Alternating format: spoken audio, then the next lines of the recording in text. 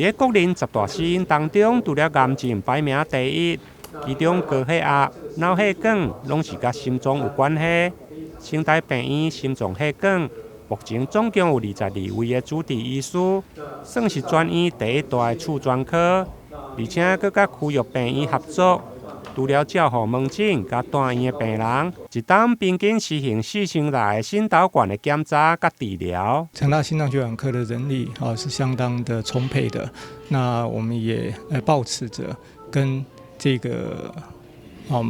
基层的医院等等那这个医疗院所去做密切的合作，那将我们的这个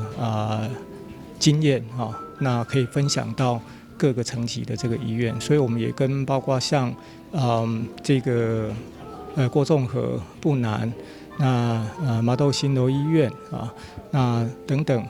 这个地区或区医院那有做合作，那让他们的这个心脏科可以跟我们成大的这个医学中心级的这个心脏科可以有包括在医疗。那甚至在教学各种服务上面那这个密切的这个合作，那提升这个彼此的这个品质。亲像市长黄伟体最近身体无爽快，大院检查，家己嘛讲有部分的心律不整。对此，医师呼吁，心律不整的原因真多，有症状一定要赶紧来看医生。当民众有心律不整的话，那当然心律不整有部分是有症状部分是没有症状。那有症状的心律不整，事实上从包括心悸会觉得这个心脏跳得比较快或是不规律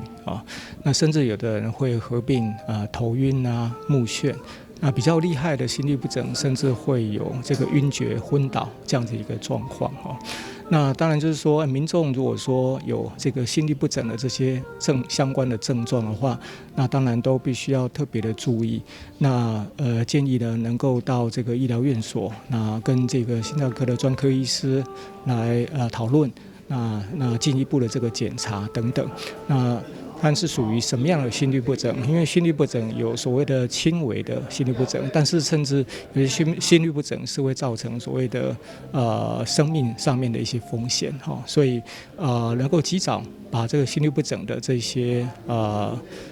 这个诊断能够把它抓出来，然后后续做适当的这治疗，那是对民众是最好的这一个帮忙。身为国立大学的成大医学中心，不但研究的量能可观。而且对去年起，在新竹的国家实验中心，嘛举办大型的心导管冠状动脉血膜的体外操作练习，借此提升复杂性的心血管介入技术的训练。未来嘛将投入智慧医疗相关的研究，运用人工的智慧，辅助医生来判断影像，协助临床的诊断，提供上适合的治疗策略。台南新闻林根采访报道。